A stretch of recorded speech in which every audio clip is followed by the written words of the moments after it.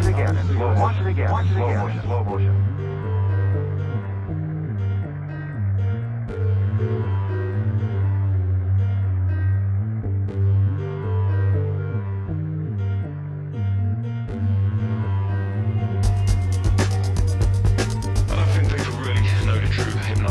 Television, how it pulls us in and just keeps telling us to consume, buy, and tells us to hate each other and separates us and causes the greatest divides, all under the name of entertainment.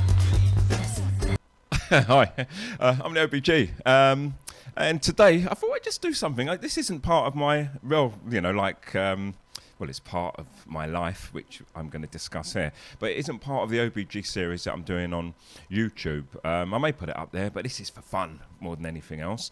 So, where do we begin? Let me get my Facebook page up, and then that way I'll be able to see any questions if they arise. So, feel free, type away. This series is called Ask a Black Man, and you can ask me anything. And don't claim you've got a black friend. He's not actually your friend. Don't forget, you buy stuff off of him, and you only ever see him in the club anyway. So, and that's not casting dispersions on all black people. That's just something that I've witnessed and you have. So first of all, I just want to say that I'm looking for some voice talent, because I really think we can pull this off. Now, if you're watching me, you're early, and I'm not doing what you call truth stuff or other stuff that. Hello, Dave. Dave, can you just say hello, and so I can see if you're watching.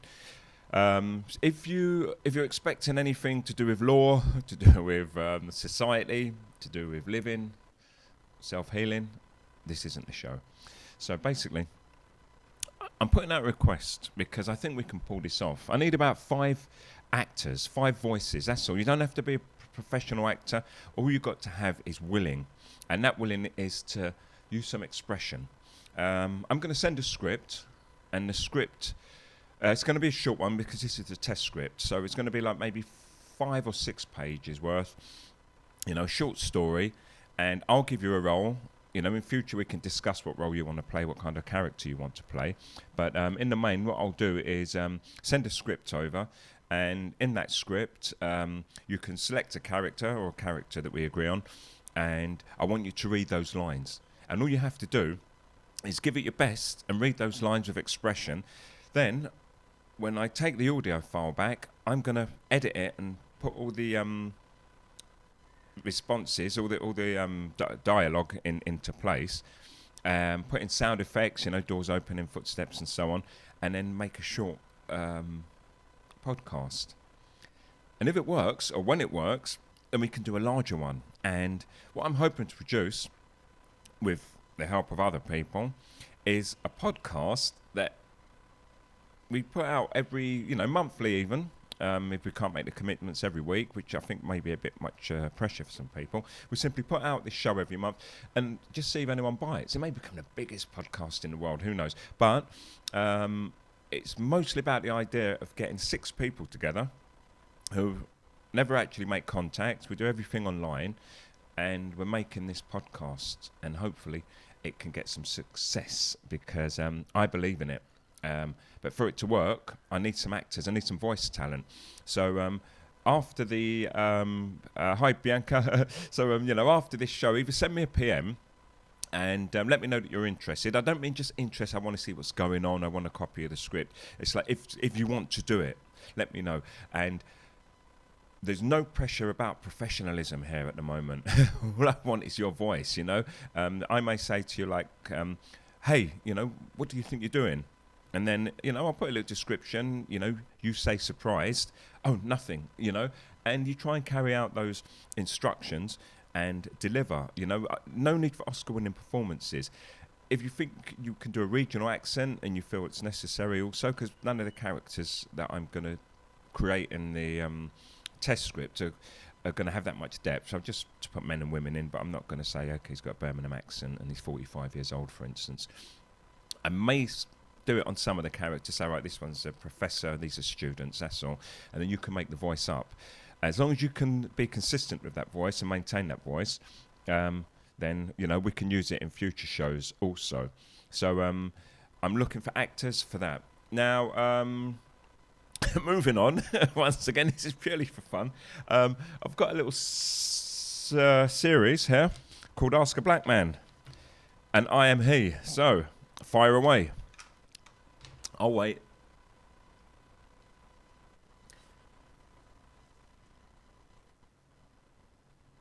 No, I mean, really, I'm just going to carry on doing my work. And so yeah, Bianca, if you're interested, send some stuff in.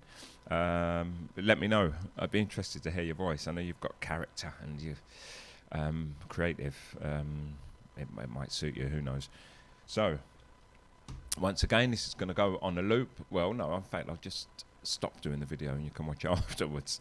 I am looking for actors. I'm looking for voices. I'm looking for people who can contribute to an idea I have where I write a script and we can all add to the script afterwards. If we get it in motion, if we get the first one done, you can add yourselves. You may say, oh, my character does this better or suits this best, and we can create the podcast ongoing between us. But I'll do the initial test script if you're interested, send that to you, and you just add your voice. Now, instructions. You can do it your own way. You may have a professional studio at home, and imagine most of you haven't. It doesn't have to be professional quality. If you've got a good quality phone, it will work. And the advice here would be to make sure you haven't got your telly on while you're doing it, or the radio. Make sure that it's quiet, like windows are closed. Imagine they are. It's winter time over in the UK now. Mine is still open. It's not that cold. Go into a bedroom maybe, shut the door, and kill any external sounds, because phones are quite powerful, and they actually pick up. Thanks, Bianca. And they actually. I'm going to start taking names, by the way. I'm not allowed to use a pen. I make too many mistakes. So. And by the way, as I said, you've made it public. If you want to do this and remain kind of anonymous, send me a PM and just say that you don't want to be named or don't want to use your real name, and then that way, and we can even do that for you if we go on, Bianca. If you don't want to be named, just let me know, and then that way I won't, tie you in. I won't put your real name with anything that we're doing. So, yeah, grabbing your voice. Basically, go into a quiet room. The bedroom's good because you've got the bed and some soft furnishings, and they'll soak up, some of the vibrations and so on. Because you'd be surprised how sensitive phone mics are, and they pick up noises. Like, you may think, okay, I'll do it over here because over there's quiet, and when you listen to the recording, there's a high-pitched whine that you didn't really pick up or consider, or something outside going on, a car, and like engine, a car alarm, and it really does interfere with the sound. So make sure in a dead quiet room. You can record in the bathroom as well. That gives nice reverb sometimes. Shut the bathroom door, especially if you've got a big bathroom, not a tiny bathroom. The sound doesn't come out so great. Hold the microphone about maybe 6 to 8 inches away from your mouth, and start talking.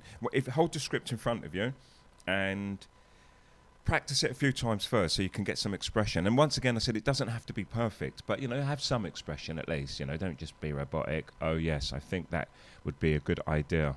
Doesn't work unless you think to yourself, listen, I'm creating this character and he's boring or something, or she's just not very interesting and she's going to talk in monotone throughout the whole thing. Then maintain the monotone, and we'll see how we can fit it in. So hold your phone maybe 6 to 8 inches away, and after you've read the script a couple of times so you can have the tones, and just talk away. Now leave a little pause in between each line. So you're going to read your line. That wasn't meant to happen. Read the next person's response, and then do your next line, and just send it to me as one long audio file, and I can chop it up. If you've got the time and the patience and you want to do all of your lines separately and record it each time, you can do that, but one, it means a lot more work for me. No, it doesn't. Actually, the files will be chopped up. No, but then I've got to fix them up. Yeah, it means a lot more work for me. And a lot more work for you, because you're going to have to go and find all those files, and you're going to have to send them all separately. If you do it in one file, then you can just send one large file, and the phones compress stuff anyway, so the files won't be that big. Right. Any questions? I can see you all watching.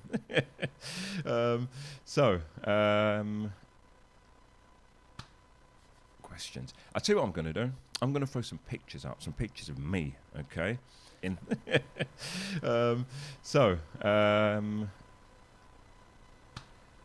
Question. Can you hear me talking? I'm going to throw some pictures up, some pictures of me, okay?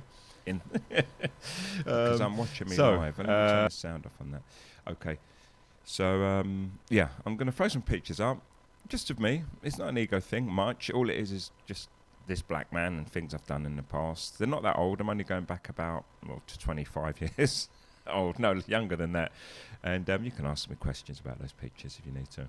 Right, so let's just switch on this.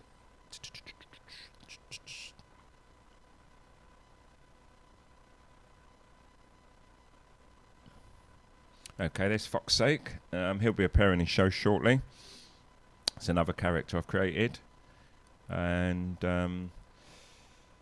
feel free to ask me a question. And this isn't the usual show for anyone who has tuned in, who wants to see me talking about love, life, politics and law and society and so on. This is purely an odd one-off show. I'm not YouTubing it. In fact, it's purely a show in which you get the chance to ask a black man, and also me requesting voice talent. So, let me start talking about me as a black man. You don't hear it often. I post some kind of what you might call pro-black stuff, but that's for people who are not black. For me, it's just another post, typically. Sometimes I suppose there is a lean towards trying to garner a particular kind of attention for an image. And I often get embroiled into arguments with people on Facebook because most of my friends are white. I was born in England, and I was born in a really mixed area anyway, regardless. And I grew up with quite a range of nationalities. My secondary school was likely 70% non-white males, so it was an all-boys school. I went up until the age of 11, and I think the great majority of us were likely, West Indian and African heritage. But after that, I moved to Dagenham when I was 11, or just a week before my 12th birthday, in fact. And it turned me around. It changed me a lot because I came out of this environment where, as I just explained, was a great majority of people were non-English, and I was suddenly thrown into a school where there was about 7 black kids, and me, my brother and sister made up 3 of those, and met quite a lot of conflicts. But lucky for me, as I said, I'm a man. I always have to get into this. It's like all men can fight. All men can fight. Some are afraid to fight, and some are just peaceful, some hide behind peaceful, but all men are. There's not that many men who are that much stronger than others in their weight category and so on. And if you just fight someone who fights you and you go in hard, you win. It's that simple, unless you're an animal, okay? So this guy, much bigger than me, he was a bully at the school. He picked on me in the first week, and I beat the shit out of him. And I never got into any fights after that. Plus, I used to tell loads of jokes anyway, so I never used to tell jokes. I used to just be funny, or I thought I was. So I was probably seen as a harmless kid, but still not to mess with. So I was faced with a lot of racism, a hell of a lot of racism. I don't see a lot of it. I must admit, I'm the cup half full guy, and that's through learning. I started reading philosophy when I was 12 years old. It's my first philosophy book, and I've never really put them down since. And I always thought it was the other person's problem. And it wasn't me trying to hide anything or to be negative. I simply wondered why people behave that way. But I never ever put myself in a position where I said, right, I don't understand that, and then I was confused. It was just, I was perplexed, that's all. I'd think to myself, I'm a nice guy, why doesn't that guy like me? And it's like, he doesn't like you because your skin. It's like, where's the logic? I couldn't see the logic in it. And where I lived in Dagenham, there was Martin Tyndall, I think his name was. He was like one of the National Front leaders. He just lived about maybe just under a mile away. So in that little area there, and it's still nasty there. In fact, one of my most racist Facebook friends still lives in that area. And we've become friends. You know you are. I'm not naming names. And this is an odd relationship. And I always say, look, I love to maintain relationships with people. Even, okay, I'll get back to you, Tracy. Just a moment. Even, as I said, the cup half full guy. This guy was being really derogatory on Facebook, and basically I offered him out, and I wasn't dagging him just round the corner. So I said to meet me, and I told him to meet me in a place, and I said we'll have a fight. This was only about 4 years ago, and he didn't want to fight. So I continued talking to him. Me and him are best of buddies. We swap samples and like talk about music. And do everything, and that's a half cup half full thing with me. I just say everything's funny. Right, so Tracy Northern had asked, she says, as a woman, I find the feminist movement an embarrassment these days. As a black man, what are your thoughts on things like Black Lives Matter? Well, to speak about the first half of your thing, the feminist movement, like any movement, it's rock solid. It's a fantastic movement. There's a cause there. They're supporting women and so on. But everything in our time right now, in these times, is just askew. So don't blame the feminist movement for it. Just that we're going through some times. The feminist movement's always going to be there. When all the crazies and the people who see it as a fad move away, it's always going to be there. Now, with Black Lives Matter, as a black man, I think it's a very important matter. And it's been hijacked. If white people want their own movement, they should start their own movements. They've got a lot of movements which are for white people, but the majority of them are negative. You know, black people have to form a group in which we shouting out that our lives matter, and then people come forward and say things like, "Oh, but what about white lives? Because the police shoot white people too." And it's like, and you've never set a movement up for it. But as soon as the black people do, and then suddenly, people jump on and almost say you shouldn't be doing that, and it's separatist and so on. And it's like, look, I think they're getting enough shit, so they're going to form groups. And instead, and this isn't all white people, it isn't all black people. The white people have formed things like the Ku Klux Klan, and they've formed, like they've got this Make America Great Again, which is really like a racist movement. And they've got all these other movements, all these groups they form.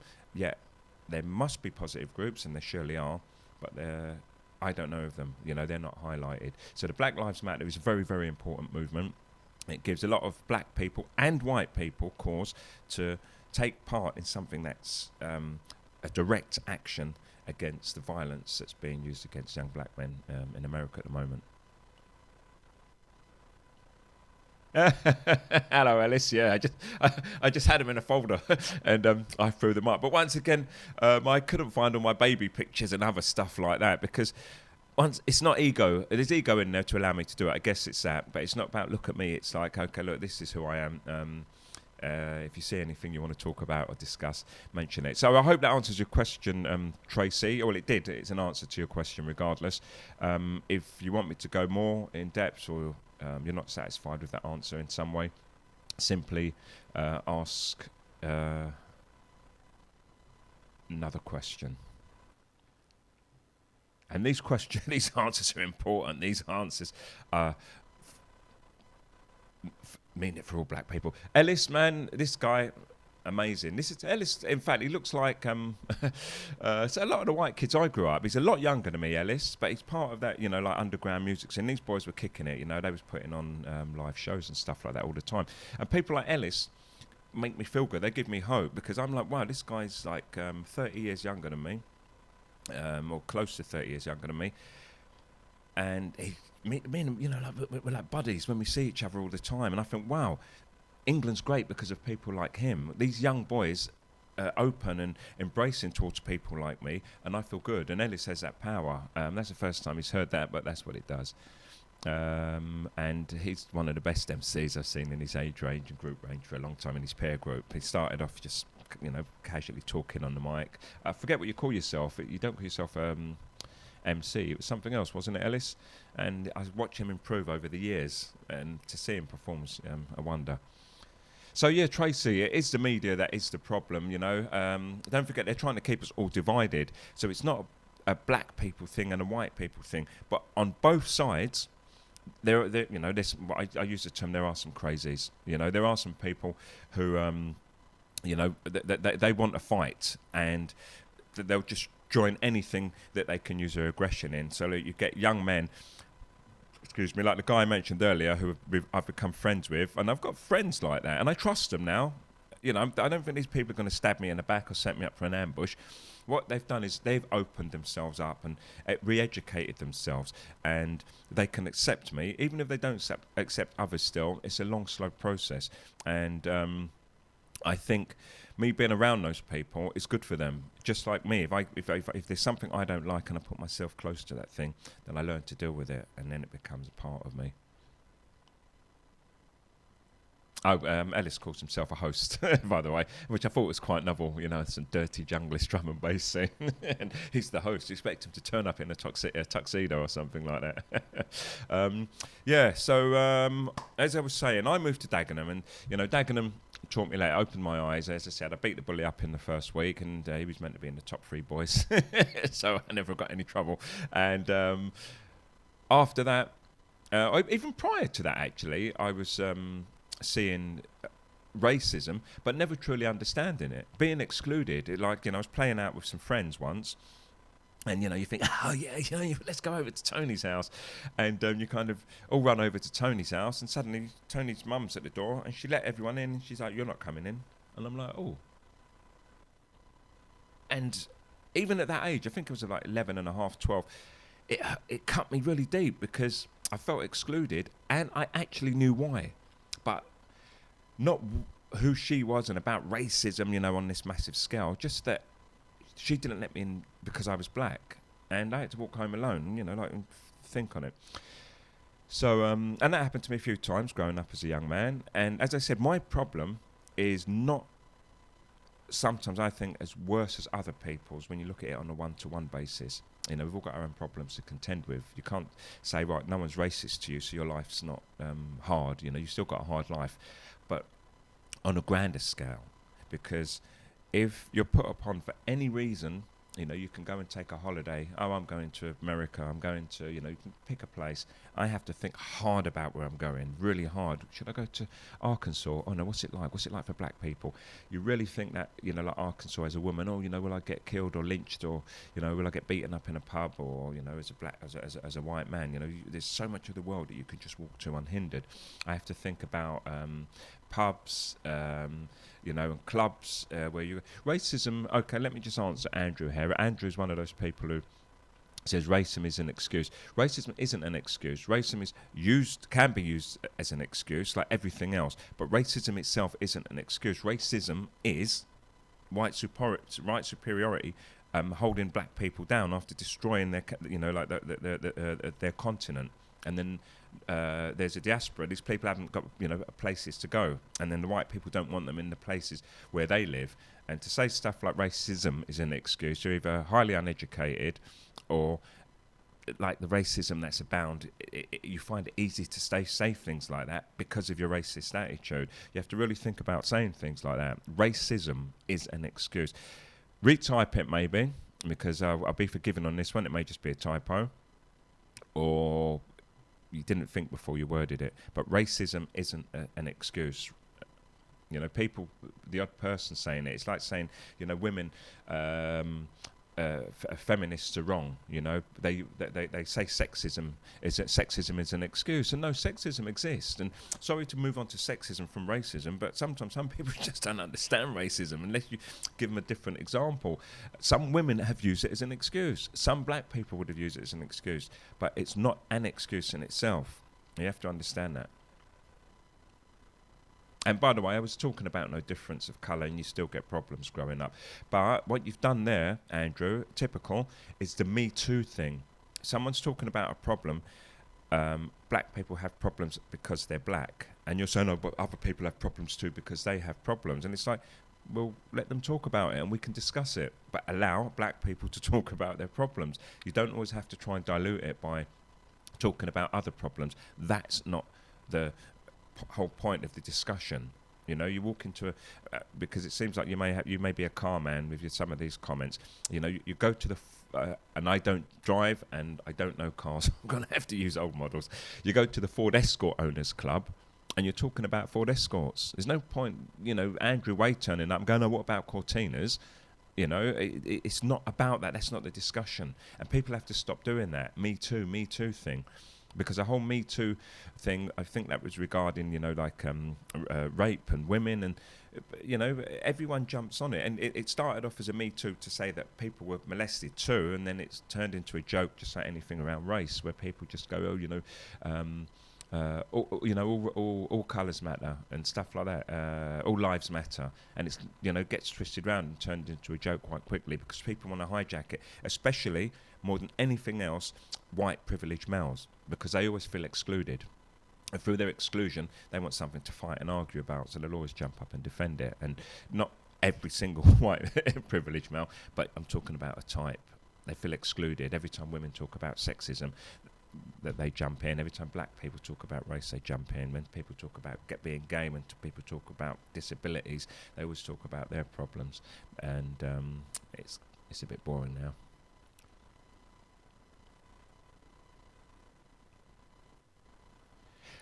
Tracy, as a question, it still happens in the UK.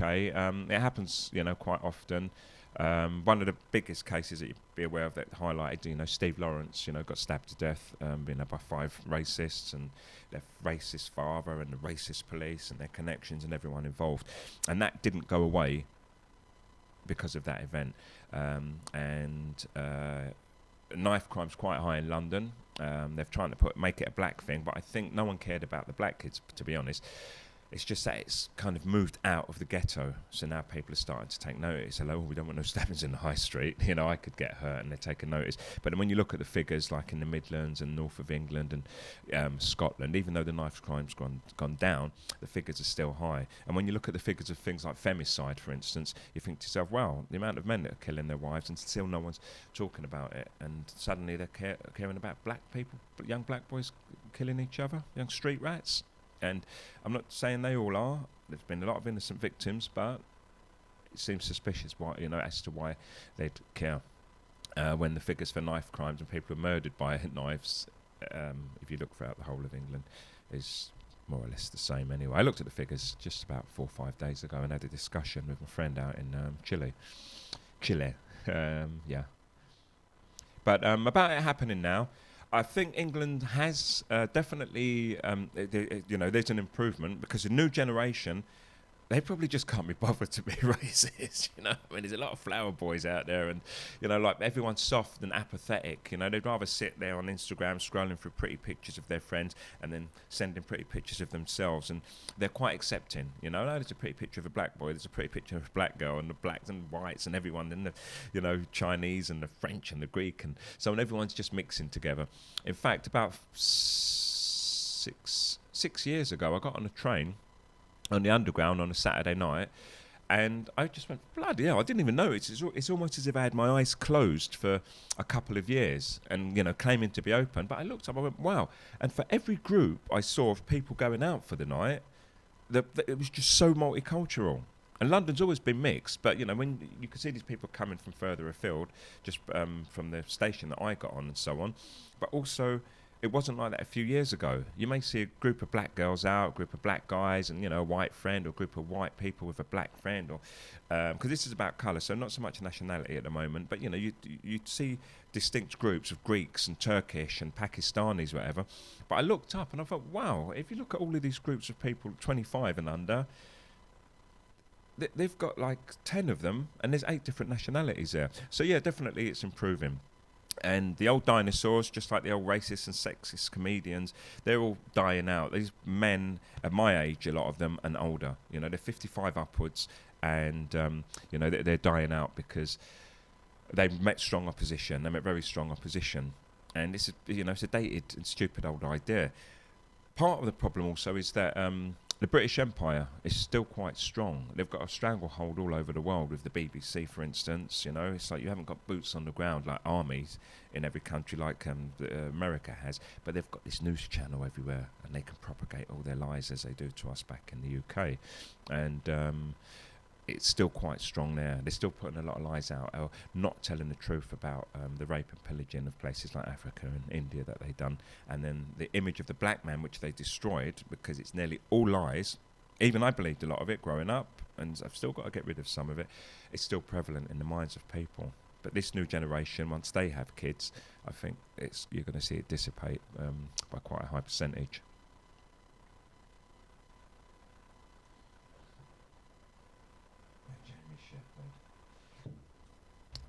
I would get a puppet, Jamie, but can't. No, the puppet's coming soon. I'm just writing some scripts for him. For fuck's sake, his name is. You can say cunt and smile at the same time. Right, okay, so sorry, Andrew. I went a bit hard there because I weren't sure if you was just poking or whatever. Because we've been getting on for the most years, and I'm like, oh, I like that guy. Nothing to do with race, because it hasn't come up with us necessarily, but just the things you talk about, the subjects in your posts. It's like you've got to be an open and honest guy. So I wasn't sure. I thought you was taking an opportunity there to have a dig or something. I don't apologise for that, just to say that's what happened. So Williams Cumberbatch Perez, he says, I'm a tall, good-looking black man, and any racist will have to be better-looking man, to be better looking than me for me to pay attention. Unless they come too close, I'll be ready for another bail and police caution, no problem. When alone, evade their drunken groups. I've actually... Oh, I'm not going to read it. Oh, anyway, Williams just typed something in there, so can you take a look on it and see what he's saying? But I understand his struggle as well. And Williams... he's a world-class musician, actually. He's played with some of the top, like, performing, like, artists in the world, worldwide, and so on. And, he's got some very strong views. He's very vocal, rather, not having strong views. He's just got views. And he's very vocal about them regarding race and so on. Some people don't know how to take him. But those people don't like hearing the truth. I think I'm a bit more gentle with my approach to people, because I think it's easier to win people over. But I don't have to be, and I'm not always that way. Sometimes, and it's not because I'm feeling aggressive or I want to fight and I'm looking for trouble. But what will happen is I'll be minding my own business, and someone wants to disturb the peace, but they want to disturb the peace as a racist, because they've seen me as a target. And sometimes I've got enough time to weigh them up. I think this guy's not actually a racist. He's angry, and he wants to put that anger out. He's looking for something. If he was allowed to hit women, he would have hit a woman, because he would have found a reason to. But he's seen me, and I don't look like I can fight, to be honest. And I'm always smiling. I've got some mannerism, but I box, and I'm not scared, and I know how to go in hard. So basically, they typically have picked the wrong guy, and I'm not acting like I'm the toughest guy in the building. I've had to run from fights. As I said, I've weighed the guy and thought, this guy's a killer.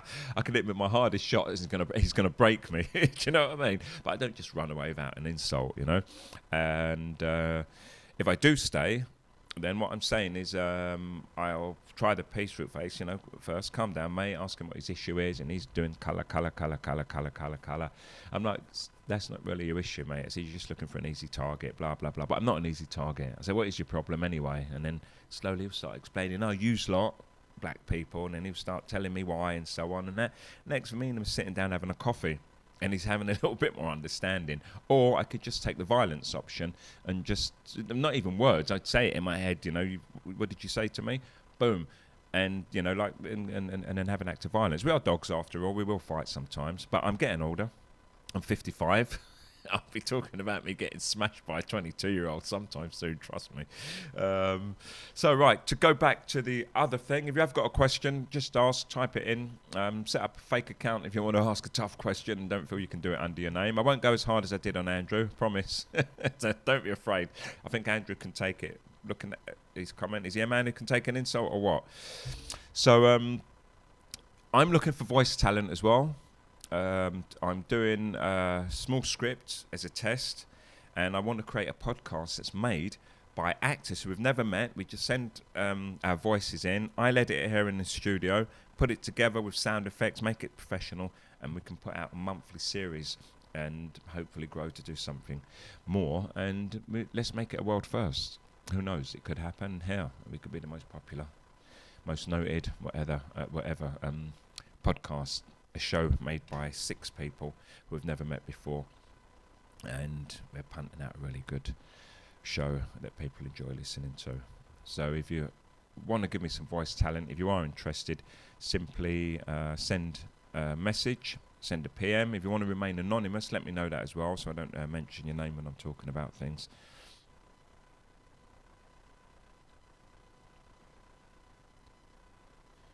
Okay, yeah, I see what you see there, Jane, but there's no such thing as a race card, neither. The race card's something that white people made up for black people. You know, black people don't use that term. I mean, they do, don't get me wrong. I mean, it's a term that's kind of come down, but the whole black nation I know of and heard of and believe in, we don't use that against white people. Oh, they use the race card. It's a derogatory term that white people made for black people. If we say something about colour, like, oh, you only done that because I'm black. Oh no, he's using the race card, and it's just another slur. I'd keep away from that race card thing, to be honest.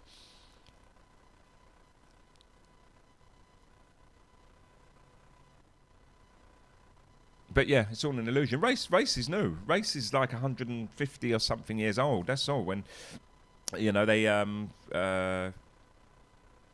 300 years. What am I thinking about? Yeah, 180. It's new anyway. Very new. They just created the categories one day. Right, you're like this race, you're that race, and you're that race. And before that, people didn't see race. Now that's quite hard to imagine because you know, you sell it. Well, how? But don't forget, you know, like when your society, your group, or the whole world thinks in one particular way, something which seems simple to us in hindsight wouldn't have existed for those people. You know, like history teaches you and history teaches me that Africans came to America like on slave ships, and they were there for hundreds of years before. Africans used to sail all over the world. You know, they had their own technology, and then they went to South America and populated there as well. And the South Americans also had their own technology. Yet you hear stories like, oh, when the Christopher Columbus arrived, they'd never seen a boat before, so they didn't know what a boat was, and they couldn't see them on the horizon. And you believe that, and you think, how stupid am I? And you know you believe it, right? You believed it then. So this is what I'm talking about. If you can believe whatever's handed to you, you've got to understand that people would have had a different mindset completely in those days. And you know, I'm not saying they couldn't see colour, but you just saw black merchants, you saw African men doing trade, you saw African men in Europe, you saw African philosophers. In fact, you know, Aristotle, Plato, and everyone went to Africa and learned a lot there. In fact, Aristotle didn't go, Plato went to Africa. And he's most read, much more than Aristotle, because of his views, which he borrowed a lot from Africans as well. And it's not trying to say Africans are biggest or best, but we know that is the core for the first university in the existence of mankind in Alexandria. And it is a centre for, you know, technology. But that's all been robbed and buried. All of the gold that they had, you know, protecting to them, or let's just put this in the temple with a dead body, it's only gold. But the European mindset was, oh, this is gold, it means so much. And they went and they robbed everything, destroyed lots of monuments, and then made a story up. Every bit of history you know about Egypt, you read in a book written by a white European. Now, I'm wrong about one or two of you, but the rest I know. That's the way it is. The history that we keep learning is written by Europeans, and it's mostly made up. Hello, Bat. Come on, ask a question, mate. Tracy, I suppose I have another different view of racism being a woman. Why? I would never see myself as having a fight with another woman based on ethnicity. Well, it's maybe a man thing. Oh, no, we're violent, you know, us men are. And it's because we're like cooped up in cages. We're like monkeys in cages with this existence. So we fight more, you know. We're not into sharing. We're told you're the breadwinner. You have to go out and you have to grab and take what you want.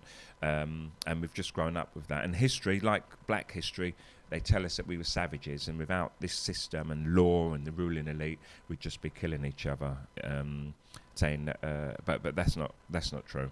If you think back to the images that they show us of cavemen, you know, rotting teeth and dragging the wife by the hair, that's just strengthening macho and subjugating women. So we grow up with this idea. They show it on telly, on films and everything, that men used to drag women by the hair and that they own them from the day man came on the earth. That's if you're not going the biblical route. And that's a really derogatory image. Now, that's created, and that's a deliberate image. It's just like the race things I'm talking about. You see an image and it sticks with you. Everyone knows that image about the hair pulling because it's been ingrained into us, and it's about the subjugation of women. And the whole fighting thing. Sorry, so the image of the caveman, rotting teeth and like hunchback and so on. Believe you me, if the rivers the rivers were cleaner, there was no pollution, no plastics, no sugar. They wasn't eating like refined sugar and stuff like that. They must have stood, the men and the women, 6 foot tall with, like perfect white teeth. And, people historically have known how to clean themselves, but they keep showing us images of disease and destruction and saying, no, we were savages, we were savages, we were savages. That may be in Europe, but don't forget, bathing and, this cleanliness stuff came from Africa once again, the Moors, and they kind of taught that to the Europeans. So a lot of black history's just been hidden, that's all. Buried. And in order to kill a civilization or the idea of them being positive, you have to make lies about their culture. Otherwise, people are going to find it hard to accept that these people could have been such savages. Christopher Columbus was the king of that. He's come back and told people that the South Americans had tails like the devil, and they eat babies and stuff. And this too. Every film my age, I think maybe down as low as 14, it still trickles through now. If you see a film about South Americans, Incas, if people go to some supposedly fantasy island to find King Kong, the black people there sacrifice other human beings. They eat babies and stuff. It's crazy shit. And this is what we've got to contend with. It's about trying to build a positive image to people, to say we're just exactly like you. Stop believing the bullshit. Even King Kong, by the way, itself was America's fear of the black man and immigration. So they, portray that in films. King Kong's the immigrant. King Kong's it's a film from a xenophobic mindset and portrayed to the people of America as xenophobes. King Kong is the outsider. And what did he do to instill the fear in people? He kidnaps the blonde white woman. Nobody like that. The beast must die. Even though you kind of felt for King Kong, a little sympathy there. But that's as far as the sympathy goes. Oh, black people, they're okay, I like them. But, if he dies, he dies. He did have a white woman in his hand after all. And that's how deep it goes. So, yeah, it is a man thing, Tracy. We fight. And women fight, but, it's such a small scale, it's negligible. I think some of the feral younger gangs still fight, but that's young people trying to find their way and some peer pressure from the boys. But in general, yeah, men will fight over anything. Anything. You could tell a man you'll come in peace, and he go, you don't look peaceful to me. What do you mean? Oh, yeah, boom, boom, boom, they'll start fighting. Right.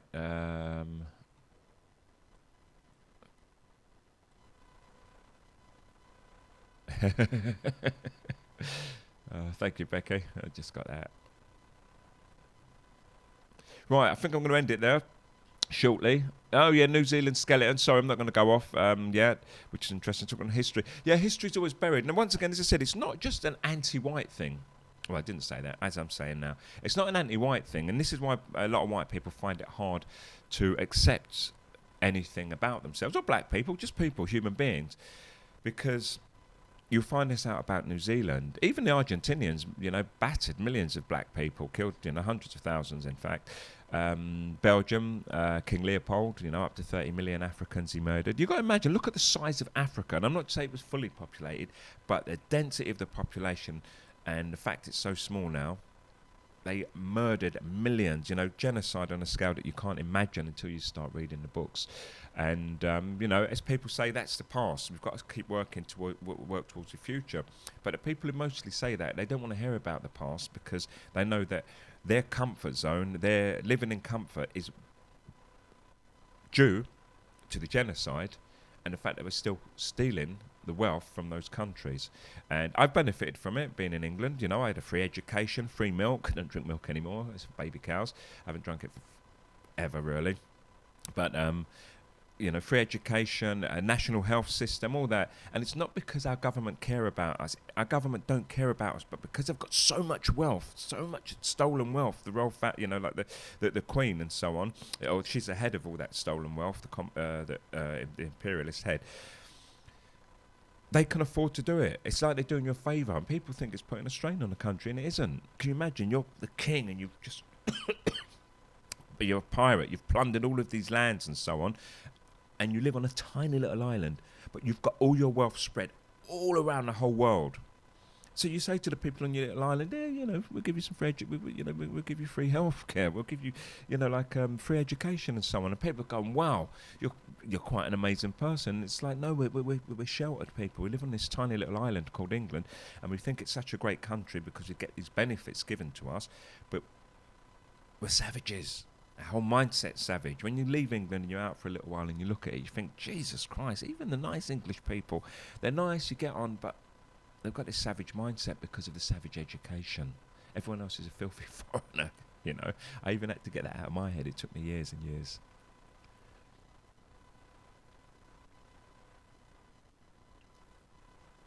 Hello, Paul. So, you know the theme. I don't think you need to ask a question. You can ask a question, Paul, but, we grew up together, spent some time together, and I think we know each other quite well and trust each other loads. Are you going to be passing through anytime soon, by the way? Together, and I think we know each other quite well. So, once again, let me go back to the old, in case someone new's come on. I see the figure keeps on changing, so people are coming in, people are going out. I'm looking for some voice talent. I want 5 more people so we can make a troop of 6 to make a podcast that we can try and popularise around the world, or wherever we start off small, amongst our friends on Facebook, see if we can grow. And it's going to be a series, like a thriller or whatever. But we're not going to have met. We're just going to send all the voices to me. I'm going to put them together into something coherent, add all the sound effects and so on, and make this podcast. I think after I've done the test, it's going to require a lot more work, so we'd be looking for volunteers so we can be the principal actors. I can maybe do the editing. We're looking for someone to do sound, direction, anything, but all people who are involved. And it always takes a team to produce a decent podcast. I can probably get the test one out, but then after that, it's going to require some real grunt, and we'll probably need some more volunteers that can work in production. So, if you're interested in that, just drop me a PM. If you want to remain anonymous, you don't ever want me to mention your real name, just let me know anonymous, and we'll keep your identity hidden. So, ask a black man. Don't forget, look for the comments before you ask anything. There's only been a few questions, really.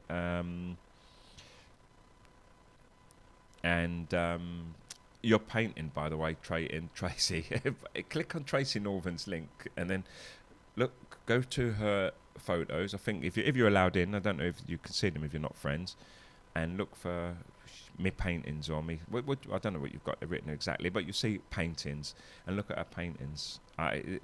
Shockingly good, shockingly good. So if you think you want to act, to put the voice talent in and commit yourself, then let me know, and I'll send you the script and the character that you're meant to be. And once again, it doesn't have to be world-class acting, but you have to put a little bit of emphasis in. So read the script through several times until you get your voice right, and a voice that you can maintain. Don't start off with a hard Scottish accent, and it's a struggle for you to maintain that in future, unless you're Scottish, of course. And to get the best recordings, grab your phone, make sure you've got the microphone position 6 to 8 inches away, and keep the script in front of you, or propped up, and read your lines. Pause on the other person's lines, not for the entirety necessarily, because someone may have a long like monologue, and then read your next line, but put yourself into character so you can deliver with some emphasis and inflection and so on, and it will work. If you think you can do a monotone voice because you think, look, this character, I think he's really quite boring, not actually boring, but he's got a boring voice, then do do some boring voice. It's still acting. If you think you can add flavour to a character, like I say, right, this is a 19-year-old student, bit of a know-it-all, and then create that character for yourself. I don't want to give too much direction. Why am I still talking into my phone? Right, okay, sorry about that. My voice may have dropped as I turned away there. I'm just going to play an advert I done. I was meant to be talking about 2 subjects, but let me just show you this, just for shits and giggles. Fed up fluoridated pissy water? Now you can enjoy tap water, bottled water for those of you too lazy to buy a filter and rich enough not to care. Go ahead, knock yourself out. Tap water. It's the taste on everyone's lips.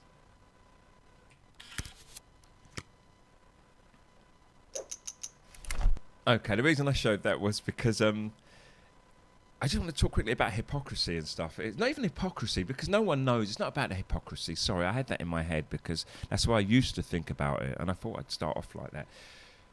We're fed so much duality. In fact, as my friend Neil says, and you know others, it's an inversion. They always show us the opposite of reality. They, being like the powers that be, that have got us under tight control, and it confuses us, and we don't know where we are. Even that Mandela effect, I think, be that have got us under tight control. What happened now? And it confuses. Sorry, and it confuses us. Even the Mandela effect, it's like, they've thrown this whole new thing at us, and it seems true. And I'm like, really suspicious. I'm not going like tinfoil hat here, but I'm thinking to myself, are they releasing stuff differently to the way they used to?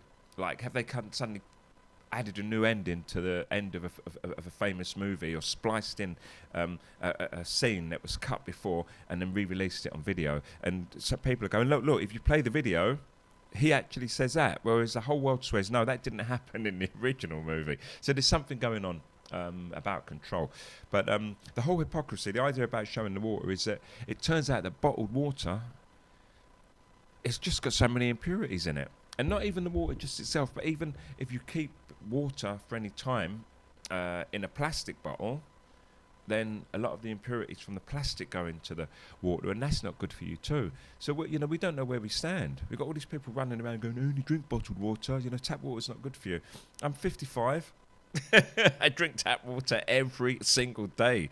Now, I may have some calcified body going on inside, which means like it could out me earlier than maybe I should have went, because I've been drinking tap water.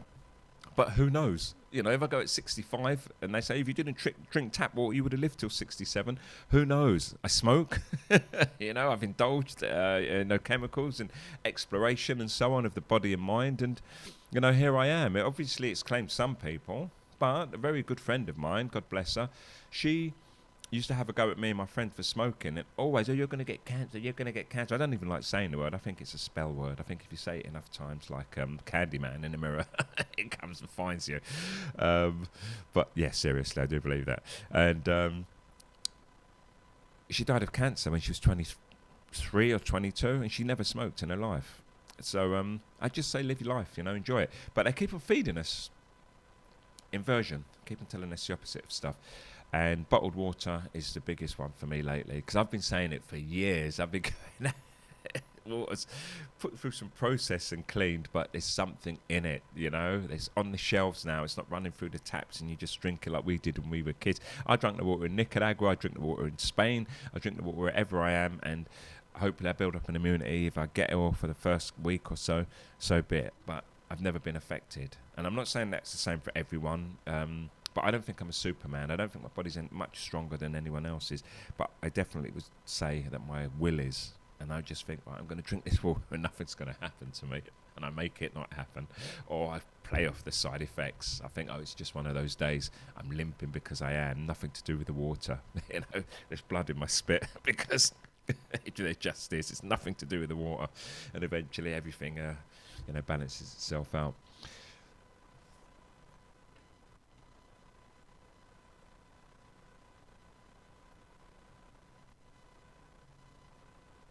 What's that? Tracy, sorry, the Mandela effect and moving whole countries. I don't know about that. I had a look in it. I'd done some research because I was going to cover it, and I decided not to, or not for now anyway.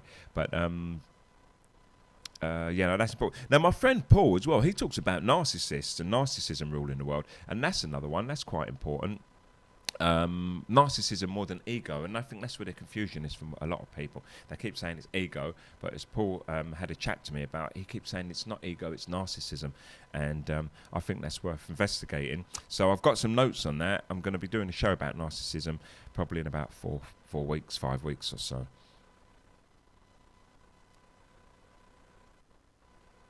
Right, okay.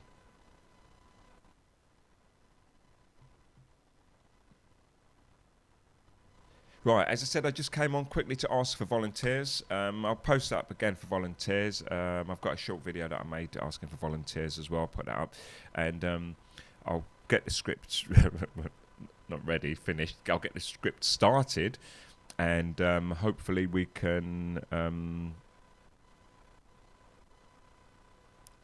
move forwards. Oh, Tracy just said, I've always loved maps and look at them and countries have moved and changed shape. But, you know, that's not so much a Mandela effect. That's just ongoing. They do it all the time. They rename countries. They move borders all the time. And maps are always going to change. You know, in the next generation, you know, Zimbabwe's always going to be Zimbabwe to them. I remember one day thinking, you don't hear about Rhodesia these days anymore, you know, and realise they've named it. It's the same like when they have a big accident at a nuclear plant, they rename it. If someone gets killed in a pub, this is another thing I noticed when I was in my late 20s. It's like, oh, right, you name the pub, so if someone gets stabbed in a pub or something, so it doesn't get associated with that. It's just a case of divide, conquer, changing names because of, you know, bad behaviour, typically from the UK, I think, in Rhodesia, and you know, it gets lost in history. The word's not uttered anymore, and so it doesn't, you know, it doesn't have longevity. If you stop saying that word, then other people stop using it. So no one talks about Rhodesia no more. Overnight. It wouldn't surprise me, Tracy, if they'd done it overnight. It's like just one of those things. I think it's all part of confusing us, because if they have changed, it means that someone has the power to change them. It means that someone somewhere is informing map makers and cartographers, as they're called, to make those changes. And nowadays, look at the power they have. For instance, in the old days, you had a book in the library. If you made a mistake, that stayed in print, and it stayed there forever in some cases, in most cases, or it was amended when they'd done a reprint, which was expensive, so the book had to be selling, otherwise it had to remain there for perpetuity. But with modern technology, can you imagine, everything's like electronic on the web, and it may have a link to one single source. I know that's not typically the case, you know, so their stuff's propagated, and it's kind of almost, you know, like a peer-to-peer. But if, for instance, there's just one website, say Microsoft, and everybody goes there to get their maps, or to Google to search for maps, all Microsoft has to do is change the map.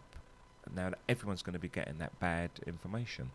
Or Google changes their search and says, right, stop looking for these maps here, only look for these maps here where we know the changes have been made. And you can make a sweeping change in a really, really short time. They've got something called the Wayback Machine on the internet, which is storing information. And you can look at websites. We were up a year ago, 2, 5, 6. I think they've got stuff going back like 10 years and so on. So if you want to confirm anything, have a look on the Wayback. I forget what it's called, the Wayback Machine.com. Wayback. Look for Wayback anyway, and you can confirm some of the things that you say about the Mandela effect. Your own personal atlas, the one you keep in your pocket. An electronic atlas, Tracy. It wouldn't surprise me. We've got to talk more anyway, Tracy. We'll set up a call and we'll talk on line, you know, by voice if you're someone who talks or not. Is it a Wayback Machine, Paris? Yeah. Okay, that's cool. Yeah, ask a question, Paris. Go ahead. You had your chance when you were here. You blew it. You never asked me a thing. Okay. I'm gonna. Can someone do me a favour? I'm gonna stop talking for 5 seconds, but tell me if you can hear my voice in that time. Ready? Go. Can someone do me a favour? I'm gonna stop talking for 5 seconds, but tell me if you can hear my voice. Could you hear my voice while I was doing that count? Okay, that's fine. I've turned it off now then. Thanks, Paris. So, yeah, Paris, my favourite hippie friend. I shouldn't call her a hippie. She's not a hippie. She looks like one, though. A lot. Only 10 minutes ago. But you ask whatever you like, Paris. You've got a chance. Ask a black man on your behalf or on behalf of everyone else. Also, I'm looking for voice talent for Oh, thanks, Tracy. So, yeah, I've turned the voice off now on the other thing. Sometimes it doubles up, and I'm learning as we go along. So this show's good for me because it's for testing as well. I'm looking for voice talent, Paris. I'm making a podcast. It's going to be a series, you know, like a thriller or, you know, like a horror story, a love story, whatever it is. I want 5 characters, including me. So we've got 6 characters. And volunteers have to record their voices wherever they are, because none of us are going to meet up. Send me the voices. I'll edit and splice them in order, and add the sound effects and so on, and make a podcast. I needed to do the test one first, then I'll give it to everybody. If you like it, if I like it, if you think it's going to work, then we can start working towards making... Oh, someone's meant to come round at 8:30.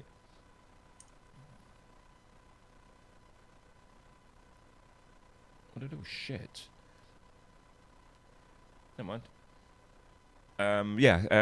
Then I'll put it together and we'll make a show. And if we like it, go, come on, let's do this. We'll make a podcast, a thriller series, a 6-parter or something, and see what happens. It may get like worldwide acclaim for being the first of its kind or something like that.